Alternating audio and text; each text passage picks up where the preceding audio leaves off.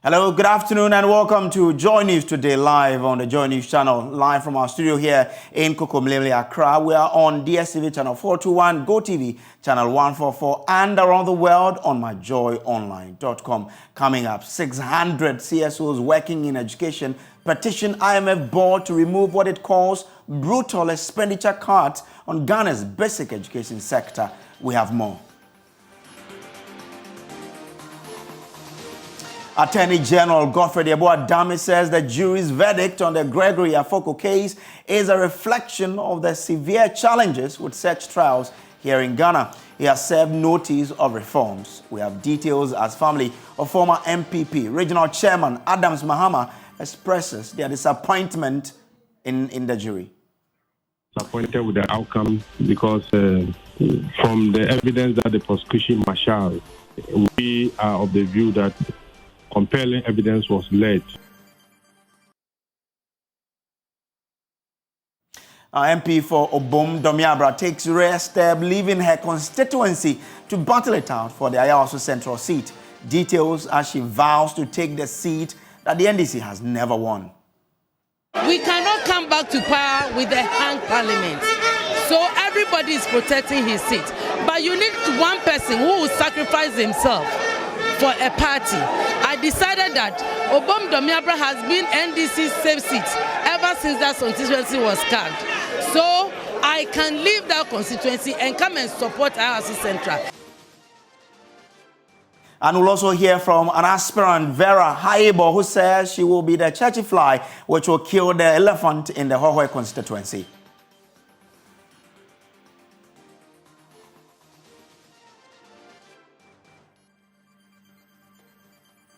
And the 2023 Joy Corporate Worship comes off tonight at the Royal House Chapel near the Obichebe Lamte. We will tell you more on what to expect ahead of that mega gathering of corporate Ghana and all businesses for praise and worship. Details of these stories and more coming up in the next hour. My name is Samuel Kojo. Brace. Stay with us for details.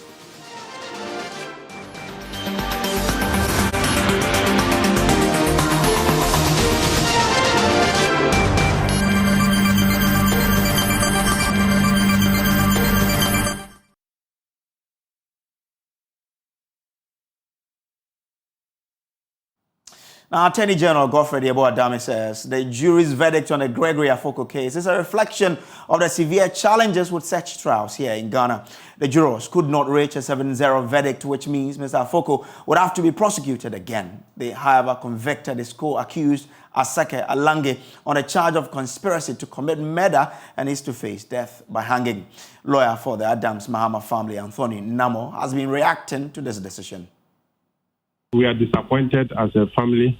We are disappointed with the outcome because from the evidence that the prosecution marshaled, we are of the view that compelling evidence was led by the prosecution, and so we are not happy about the outcome, and I'm sure, but whatever it is, it wasn't also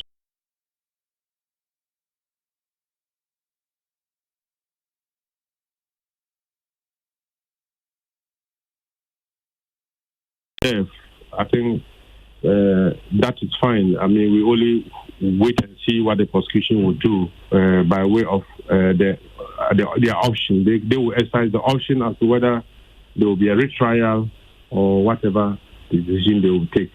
This is a case where the judge took her time, as I said, 4 hours. They repeatedly explained to them the position of the law, and also in the course of summing up, she was able to point out how the accused persons lied in all the statements that they gave to the police and their evidence in court. She was able to show all this. So, but that is the decision of the jurors. We can take it that that's their understanding of the task before them. And so you are asking this question about how one person can be convicted of conspiracy and the other person. This is a question that will live for a long time to come. Now, legal affairs correspondent Joseph Akable shares details of a statement issued by the Attorney General in following this particular verdict. it makes reference to the verdict that was returned in terms of the case of Saki, the other accused person who has been found guilty on the charge of conspiracy to commit murder, and that of Gregory Afoko, to make the point that the AG says, and this demonstrates what he says is the inconsistency in the jury trial, for which reason he believes it suffers major challenges. So that is the point that is being made by the Attorney General. It goes on to indicate that in terms of looking at going forward, what it means is that the AG is effectively bound the decision of the court. And so that part of the statement issued by the Attorney General reads, the laws of Ghana require the accused persons in the circumstances to be tried before a new jury. The Republic is bound by same. Paragraph 7 says the instant case, particularly the unanimous verdict of a jury regarding the guilt of the second accused for conspiracy to commit murder, while at the same time delivering a hung verdict in the case of the first accused on the same charge, highlights the severe challenges with the jury system, a situation the Attorney General is taking steps to remedy as part of proposals for amendment of many parts of the criminal procedure laws of Ghana. Finally, it's a caution to the general public. It says here that the AG respectfully entreats members of the public, including lawyers, to be guided accordingly and desist from comments which have an undue tendency to jeopardize the sound and efficient administration of justice, and is signed by Godfrey Yeboah-Dame, the Attorney General and Minister for Justice. Now, still on issues affecting the criminal justice system, Amnesty International has reiterated its call for the death penalty to be struck off Ghana's law books. Country Representative Genevieve Partington says repealing this is long overdue.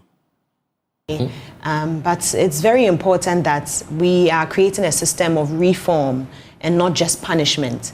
And I feel like life imprisonment or other forms of sentencing could serve best other than death penalty. There are so many instances where administering the death penalty has gone wrong. Some people have been innocent and they've been, sentenced to death.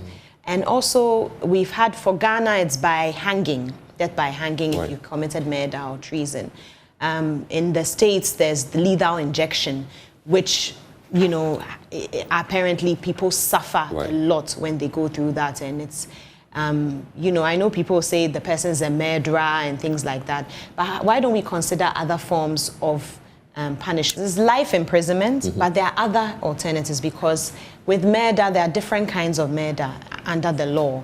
There's manslaughter, there's second-degree murder, first-degree murder. So through that, based on that, because currently in Ghana, we don't really have that system. It's murder, death.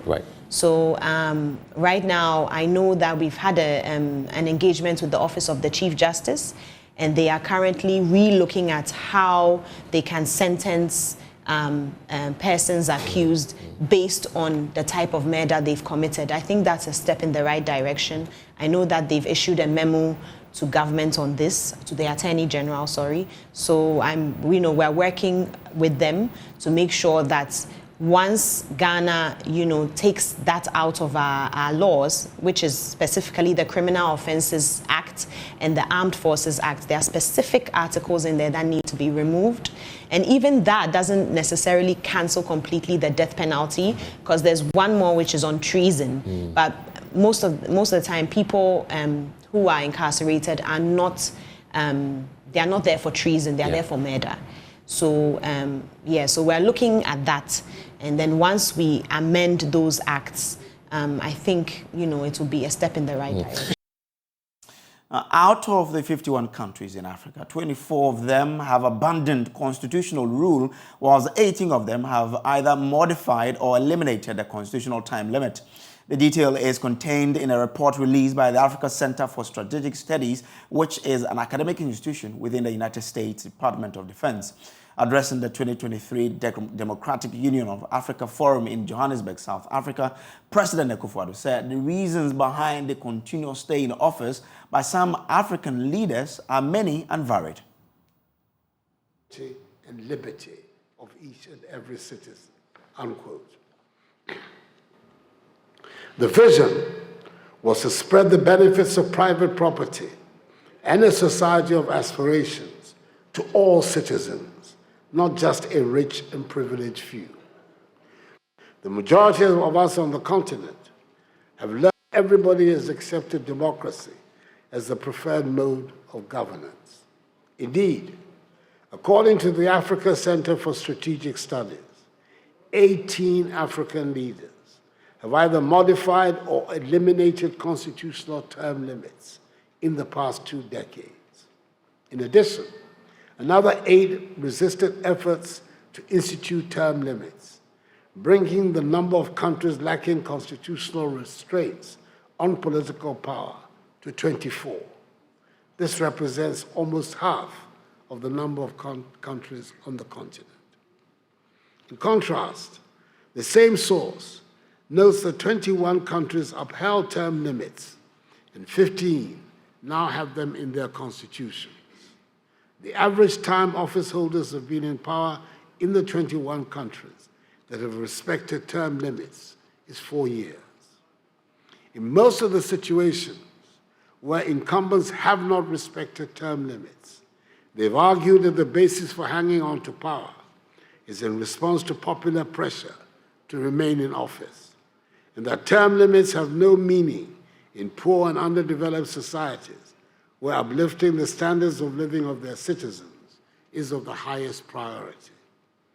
Others also believe the leaders should remain in office if they continue winning elections. The president, however, said the challenges with democratic principles is fueling instability on the continent. African peoples have, however, paid a steep price for efforts by leaders to circumvent constitutional term limits. Upwards of 90% of the 24 countries that either lack term limits or circumvented them experience varying levels of civil unrest and political instability, including coups d'etats. The continent's democratic progress is threatened by such events. Even more worrying, the expression of social discontent by the citizenry, usually through protests, has often been met with various degrees of repression, co-option, violence, and further consolidation of the status quo. Is this the Africa we want? The reappearance of coups in Africa and in all its forms and manifestations must be condemned by all, since it seriously undermines our collective bid to rid the continent of the menace of instability and unconstitutional changes in government. Ladies and gentlemen, the truth is that democracy, development, security, and respect walk in tandem. When a country is peaceful, is committed to upholding democracy, good governance, and respect for human rights, and provides security for its citizens, that country develops and is respected. If the African continent is to take its rightful place in the world, it has to shed its image of instability and overcome the conflicts that have plagued us for so long. The current fracas in Sudan is a tragic case in point, which imposes on all of us the duty to make concerted efforts to bring the violence to an immediate end and begin the process of restoring democracy to that unhappy country.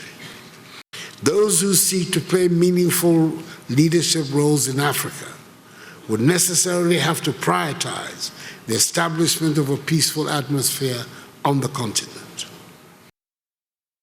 Away from that, Minister for Lands and Natural Resources, Samuel Abu Janako, has indicated that the president is still very committed to the fight against illegal mining, despite recent allegations of high-level political interference. He insisted that he still has the backing of the president in his quest to deal with the Galamsey menace. He was speaking to the press at the National Youth Conference on Natural Resource and Environmental Governance. There's more in this report by Esther Nkrumah. The National Youth Conference on Natural Resources and Environmental Governance is aimed at including the youth in the planning, implementation, and evaluation of environmental issues. Executive Coordinator for the Youth Network for Development, Chibeze Ezekiel emphasized the need for promoting public education to raise awareness on the importance of preserving our natural environment. I think it has to do with the level of awareness or education, because if people are told to plant trees and they don't see the value or the importance, then they will not be motivated or encouraged to plant trees. But if you're able to engage them, let them understand why they must plant trees, I think that will go a long way to get the youth involved to plant trees. Addressing the media, the Minister for Lands and Natural Resources, Samuel Abujinapo, who was the keynote speaker for the event, assured that the government's continuous commitment to the fight against illegal mining is unwavering. The president will not countenance any interference. If there's one person who's been committed to this fight against illegal small-scale mining, it is President Nana Addo Akufo-Addo. I've worked with him closely, and I mean closely. And I do know that his commitment to this fight is totally unflinching. And indeed, it will be scandalous, and it will be far-fetched, and it will be impossible for President Akufo-Addo to interfere in the fight against illegal small-scale mining. Indeed, on the contrary, he is the man who is giving me all the courage, who's giving me all the strength, who's giving me all the backing and authority and mandate to go frontal. Meanwhile, NP for Medina, Francis Xavier Susu, indicated that the government is being hypocritical in its fight against environmental degradation. Promises made by government and commitment made by government must be backed with action. Sometimes it is quite disappointing to know that government can make very beautiful commitment to, afforestation, make very beautiful commitment to protection of the environment, and yet at the blind side of all Ghanaians, they become the leaders of the environmental degradation. For me, that is duplicity, and that is hypocrisy, and that is bad faith. That is not taking the people of Ghana seriously. The conference served as a platform for young green entrepreneurs to showcase their innovative climate and waste management solutions to attract partnerships and investments. What are these products made from? They are made up of used materials. I don't call them waste. Used materials like cardboard, old newspapers, plastic bottles, disposable spoons, champagne bottles, seashells. Yeah. Can you walk us through your products? I'm Jessica from Econexus Ventures, and then we are a waste to energy company. We convert agro waste to ethanol fuel for cooking. So we have here the ethanol fuel. We call it Eco Gel, yes, because it's quite jelly-like. So this is made from pineapple waste, cashew apples, and then sugarcane molasses. So this fuel comes with its specific stove. So without the stove, you can't use the gel, and without the gel, you can't use the stove. The theme for this year's National Youth Conference was centered on promoting effective youth participation in governance of the natural resources and environmental sector. Esther Nkromet's report read to you. Well, the minority in caucus in Parliament has registered its utmost disgust and revulsion at government in its operations in illegal mining and the illogical denial of the indefensible fact. Ranking member for Parliamentary Committee on Land and Forestry and Member of Parliament for Wa Central, Dr. Rashid Hassan Pelpo, disclosed at a press conference in Wa that the minority caucus will impress on Parliament to look into the issue of the interministerial report by former Minister for Environment, Science and Technology, Professor Frimpong Boateng. Joy News' Upper West Regional Correspondent Rafiq Salam report from Wa. The press conference by Ranking Member for Parliamentary Committee on Lands and Forestry, a Member of Parliament for Wa Central Constituency, Dr. Rashid Hassan Pelpo, is in response to the interministerial report on illegal mining, popularly known as Galamsey, by former Minister for Environment, Science and Technology, Professor Frimpong Boateng. He noted that the report by the renowned surgeon established the worst fears of the Akufo-Addo government's fight against pervasive illegal mining in Ghana as a hoax. He registered the displeasure of the minority caucus in Parliament. We have come to a painful conclusion that the government is fully stripped of all semblance of a serious and determined government entrusted in securing our environment for a future generation. The tragedy of the people of Ghana is that while the people retain complete confidence in government to protect the lands and waters from the destructive activities of galamsey or illegal mining, the government has clothed itself in the fraudulent conduct and practicing the illegality itself by this alleged involvement. As the minority group in Parliament, we wish to register our utmost disgust and revulsion in government and its involvement in the operations of illegal mining and the illogical denial of the indefensible facts. Dr. Pelpo averred that the report was released 2 years ago and wondered why the government has delayed in meting out the requisite punishment to all those names who are part of the government and penciled in the report. It is our considered view that if the government were committed and serious, some practical measures should have been taken to address the very serious issues pointing at its own involvement, despite any challenges in the method of presentation of the report. Indeed, we expected that some individuals should have resigned by now from government and further investigations should have been conducted, and the people of Ghana assured that they are walking, the government is walking the talk. He called on civil society organizations to take keen interest in the matter. It is the worst we've ever had, in which the watchman has become the thief himself. It has become truly difficult to call on the same suspect to set up any investigative body to look more deeply into this matter and closely to ensure that we get to the roots of it.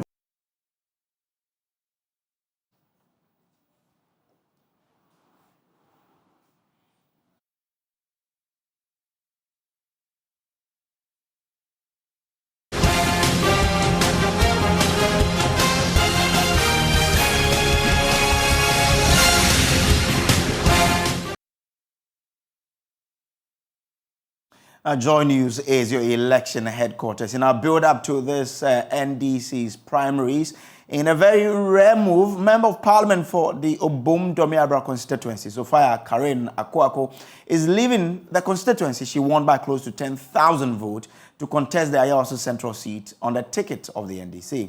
The Ayawaso seat is currently occupied by the Greater Accra Regional Minister Henry Quartey and has been won by the MPP on all 6 previous occasions. Some analysts have expressed surprise about the decision of the MP, who says she will win the seat for the NDC. Parliamentary Affairs correspondent Kweku Asante has the rest of the story. Sophia Karen Akuako is a first-term member of parliament who won her current seat, the Obum-Domiabra constituency, with almost 10,000 votes in a constituency that is traditionally NDC. The party has won that seat every single election since it was created in 2004. It therefore came as a shock when Sophia Akuako decided to leave that seat and run for Ayawaso Central. She says the decision is based on the desire to win the seat for the NDC. The reason why I'm moving from Obum-Domiabra to come and help Ayawaso Central is because we have a hung parliament. We have a hung parliament. You know, if we go to parliament now, we have 20 women on the majority side, 20 women on the minority side, and 117 on the majority for the men, and 117 for the men on the minority side. We cannot come back to power with a hung parliament. So everybody is protecting his seat. But you need one person who will sacrifice himself for a party. I decided that Obum-Domiabra has been NDC's safe seat ever since that constituency was carved. So I can leave that constituency and come and support Ayawaso Central, since we know that that constituency is winnable. So my reason for moving is that I want to add 1 seat to the minority seat in Parliament. The Ayawaso Central seat has never been won by the NDC. It is currently being occupied by Greater Accra Regional Minister Henry Quartey. It is near impossible task, some analysts have said. But Sophia Karen Akuako says she is confident she will win the seat for the NDC for the first time. Because those who are have worked, my predecessors who have gone, they've all done what they have to do, but still we are not taking the seat. And winning election is about strategy.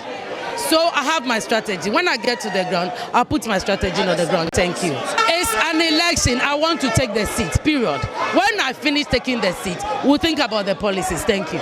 The MP has a message for delegates. Ayawasu Central has been in opposition for almost 28 years.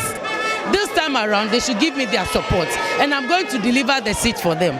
Besides, me, Sofa Akwaku, going back to Parliament means that I am taking the constituency 12 years ahead than somebody who is coming new, who is going to begin from class 1. Despite being a first-time MP, Sophia Akwaku is a key member of the Women's Caucus in Parliament, especially on the NDC side. Political analysts and watchers will be watching how this huge political gamble will turn out. Reporting for Joy News, Kweku Asante.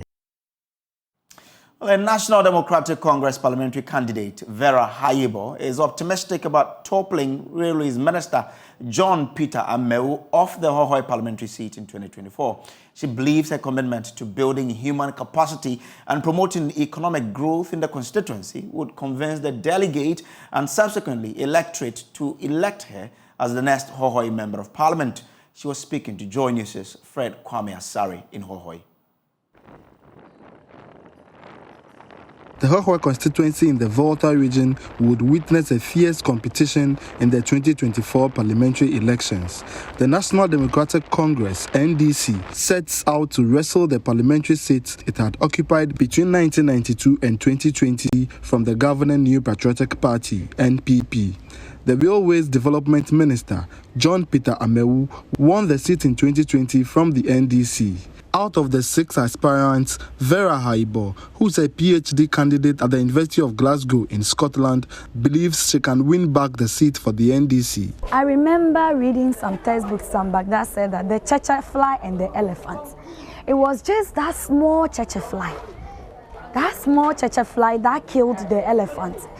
Entered the nose, he was unassuming, and by the time we realized, the elephant had fallen down and killed. I am that cheche fly. And I am making a promise to the Hohoi NDC members that we are taking back the seat from the MPP. First of all, that seat is not for them. We only hired it for a period. Their rent is over, and we will not renew it. And they can see it. He won power. He was an energy minister before he started putting people into apprenticeship and offering people jobs. But I have started it now. By giving them the apprenticeship, they are already, having a source of livelihood. And also with the agricultural project I have come in, I haven't heard of him doing any agricultural program, pardon me, but I have put this program in place, and it is something that is going to continue for a very long time. However, it is not all our secrets to winning the seats that I have to say on air. So I am going to preserve the very important and salient ones, and when the time comes, he would know that he has actually been beaten by a cheche fly. Ms. Haibo therefore entreated the delegates to vote for her to unite the party for victory in December 2024. For me, development is my goal. Immediately I take up the seat, it is all going to be development. Every life will be impacted. In fact, Hohoi will become like a small Glasgow. Glasgow is where I am schooling. Hohoi will become like a small Glasgow, and I am a unifier. When you look among all the aspirants, I'm the only one all the aspirants are able to approach, because we need unity in order to win the seats back. And I want to assure them that if they select me, I will unite everybody. We will have a united front to claim back the seats from the MPP. Frank Selom Ankuche, Christine Afifiakwe, Theophilus Kojo Jimegan, Thomas Wolanyo Chekpo, Kondobre Victor Herman, and Vera Haibo would battle it out on Saturday, May 13, 2023, when the NDC heads to the polls to elect parliamentary candidates and a presidential candidate for the 2024 general elections. Fred Kwame Asari, Joy News, Hohoi.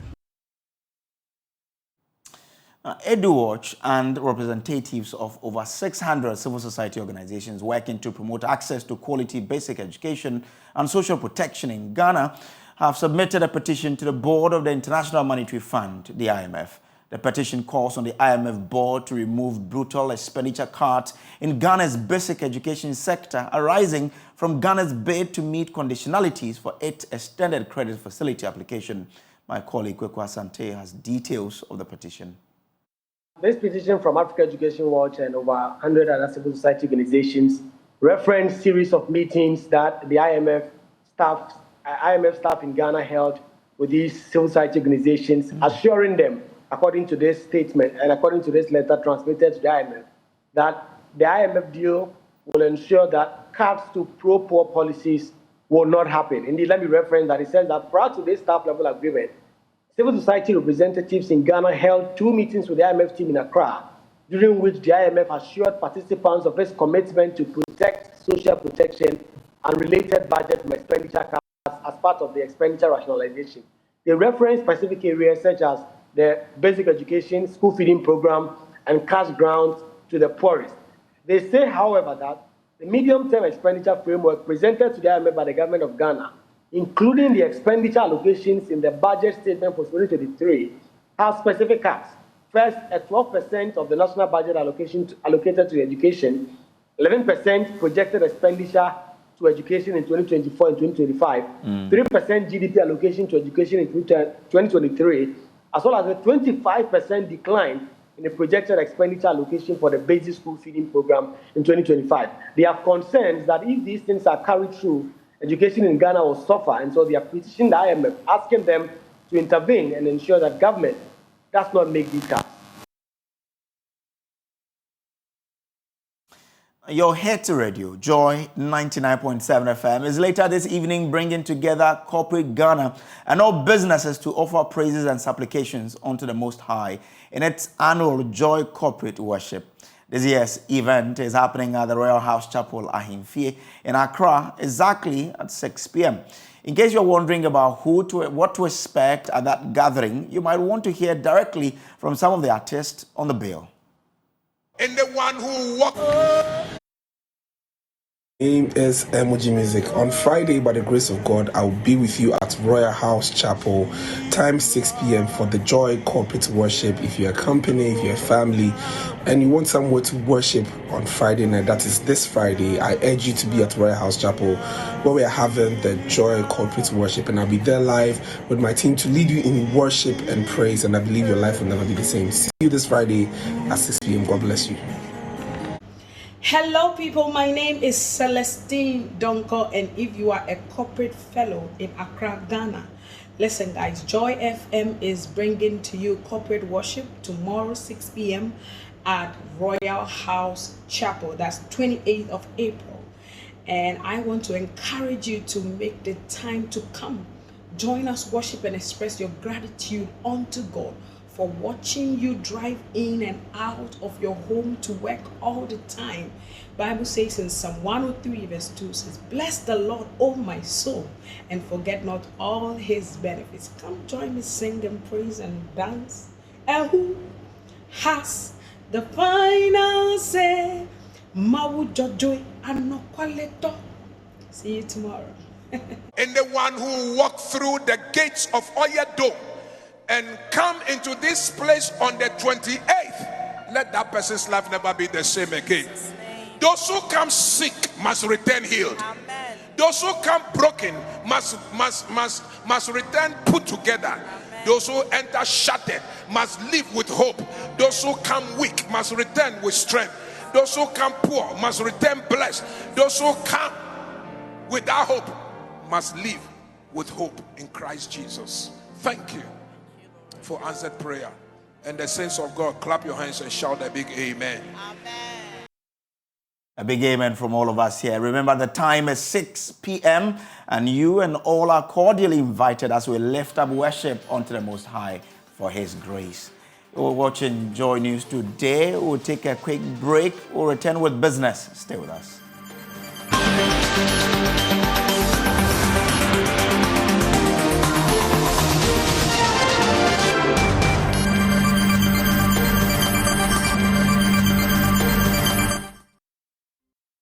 Hi, good afternoon. Welcome to the business segment of the news. Now, the Bank of Ghana says it has made several provisions to protect local fintech companies to expand. This comes after fintech players took a swipe at the central bank for its failure to address some gaps.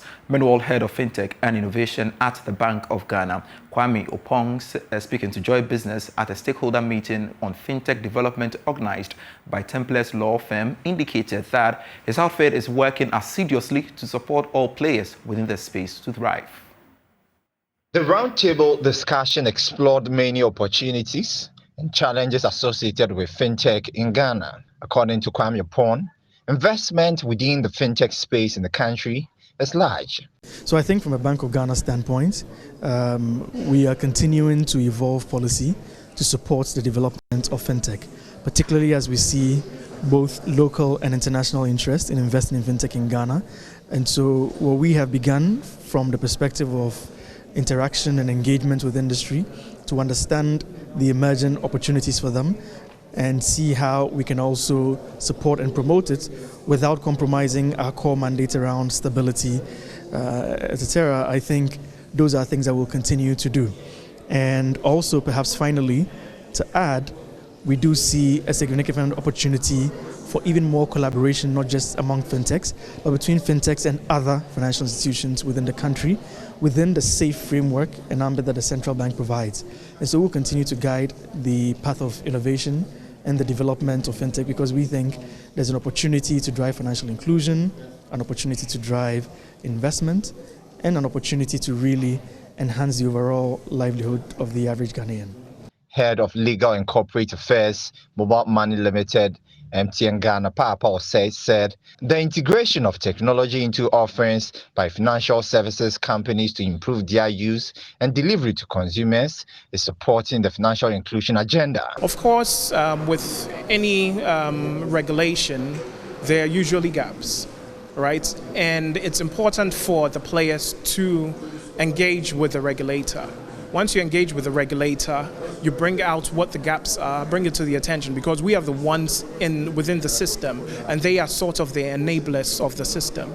So how do we ensure that, say, products we churn out are fit for consumers? How do we ensure that we are complying with what the regulations say? We do have stakeholder engagements with a regulator on a frequent basis, and what that does is it brings things that are not necessarily on the table of the regulator. It brings those things to sort of top of mind. On her part, partner Templars Ghana, Dolphy Mensah, called for more discussion on fintech development in the country. We collaborated with the international law firm Clifford Chance to put together this fintech roundtable because we consider fintech to be an area that must be discussed. Templars Ghana is one of the largest full service law firms with 8 offices in Nigeria and collaborated with Clifford Chance, a UK-based law firm, to organize the Technology Summit on perspective on fintech in Ghana. And that's it for business for now. I am Pius Kojo Baka. I will be back at 1 p.m. with the Marketplace. Sports is next.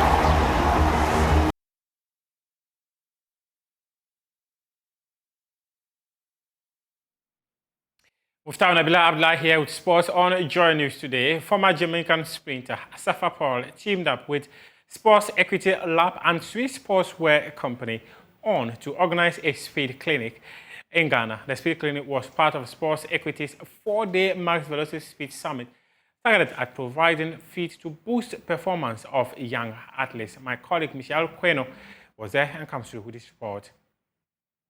Asafa Powell was joined by Lawrence Seagrave, one of the world's most sought-after speed coaches at the University of Ghana basketball court, where coaches and student athletes were taken through techniques to improve their speed and bursts. So we want to put your thumbs on the front of your hips. Thumbs on the front of your hips. Now flatten your back against the ground. Hold for 5 seconds.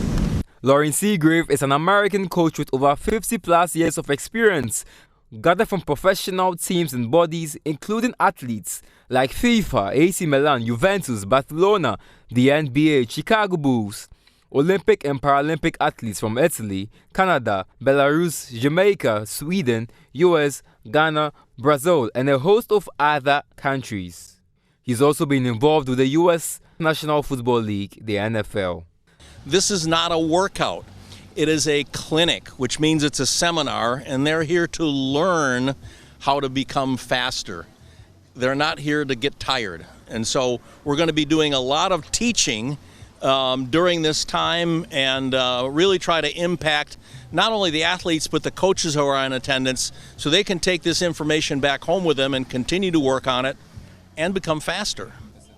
Well, the reason why it's called Maximum Velocity Speed Clinic is we're going to work on maximum velocity technique, and this is maximum speed running. And then this translates down into acceleration ability, which we're not going to be able to go through at this time.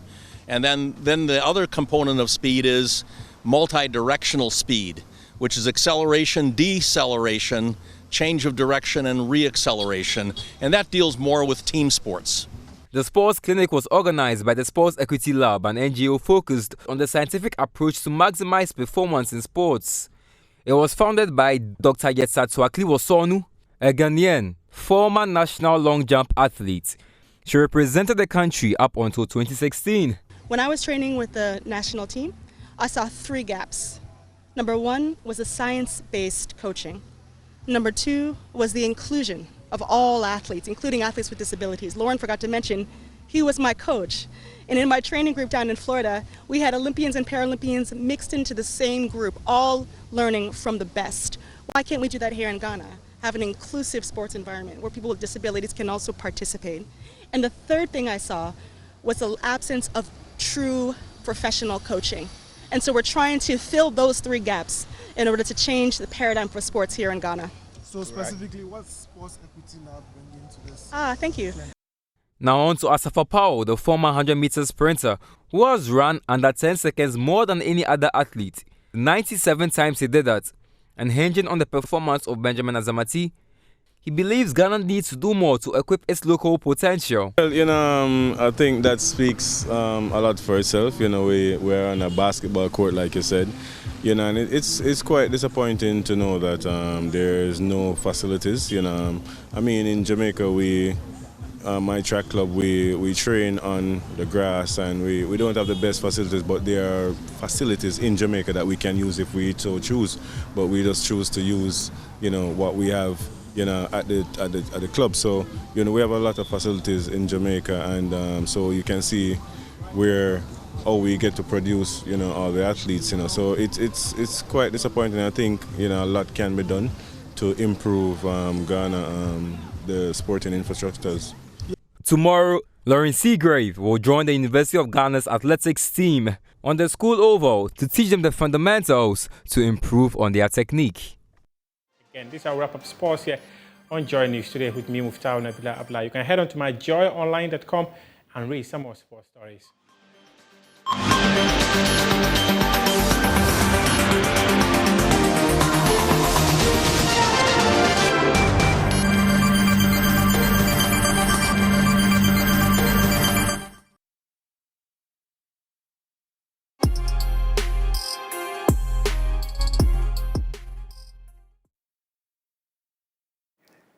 Good afternoon, welcome to Showbiz here on Joy News. Now, Ghanaian comedian Obi Amponsa says plans are far advanced for an African tour scheduled for later this year. According to him, there is a need to bridge the international gap and he will do his best to achieve this goal. It's like you're having a great year. Recently you were in London, you're back home here. How is the year going for you? Do you have like a lineup of things that you're doing? And how are preparations going for you ahead of, you know, all the things that you're preparing? Yeah, preparations are well in place. What's needed is funding. Yes, there are a couple of programs we plan on putting together, like more like a comedy festival where we have different comedians from different countries join the Ghanaian comedians here, do it right here. That's something we are thinking on and working on, which we would need funding for. The plan this year is to do more of African countries, to know other comedians in different countries, relate with them. There's a lot Africans have to tell. And so the more united we are and the more focused we are, I believe that people would, our voices will be heard eventually, and then, you know, the good Netflix deals that people are enjoying, we stand a chance of gaining that. So yeah, it's all work. My plan this year is actually to do more African countries, do Kenya, Uganda, maybe Zambia again, Rwanda, I'll be there again, South Africa as well. So yeah, that's what we are on this time. And I mean, this industry, I know that it's a growing industry. A few of you are trying your best to obviously put this comedy industry on the global map. How is it going, and what is your contribution to this goal? Yeah, it's going pretty well, because what we are doing now is you realize that when you work hard, people eventually recognize you. And so we decided to put our work into like a weekly work, more like organize a comedy club where we would go there every week to try new material out, because we realized that our audience were often the same people, and jokes, you cannot be repeating them every time, and so you'd have to be coming up with new jokes for every occasion. Yeah, and so by God's grace and dint of hard work, we've been able to start a comedy club at Tesano, 2927 Comedy Club, which has run for about 2 years now. So it's a step in the right direction here, and that's the work we are putting in. To also do a couple of international shows, travel to Rwanda, for other people to also know that West Africa, there are comedians here. You know, because usually when West Africa is mentioned, it's Nigeria that is mentioned. But now Ghanaian comedians are getting our space and our due recognition as well. So it's beautiful. It's a beautiful movement. It's young, but the future is very bright. You spoke about persistence, you spoke about hard work. How much of a hard work do you have to put into your career as a comedian? A lot, especially for Ghana here. Our people usually get tired easily, you understand? So you have to keep impressing them. And the thing is that if you're not careful, you'll be raised to a certain level, and it gets into your head, somebody else comes, they just drop you, you understand? So I'm not too much about the fans and you are doing well. No, I'm the hardest person on myself. I check myself and see that, okay, is there something I can do better? Like this performance, when I get home, I'm going to ruse over the whole thing and then think where I went wrong. I've recorded myself. Okay. So I watch and then decide where I could better. And you know, because usually when you meet a Ghanaian audience, you may be doing 3 punchlines. But when you go to Zambia or Rwanda, you cannot do 3 punchlines, you understand? So it's all about being very careful and knowing. Well, on that note, we end Showbiz here on Joy News today. That's more Showbiz news in our subsequent bulletins. Good afternoon to you, birthday boy, Grace. Good afternoon, Becky. How are we celebrating the birthday today? Maybe some lunch here or there, okay. You know, and then, yeah, that's it. Grace is buying lunch for everybody. All right, so that'll be all for our bulletin. There's more news on myjoyonline.com. My name is Samuel Kojo. Grace, good afternoon.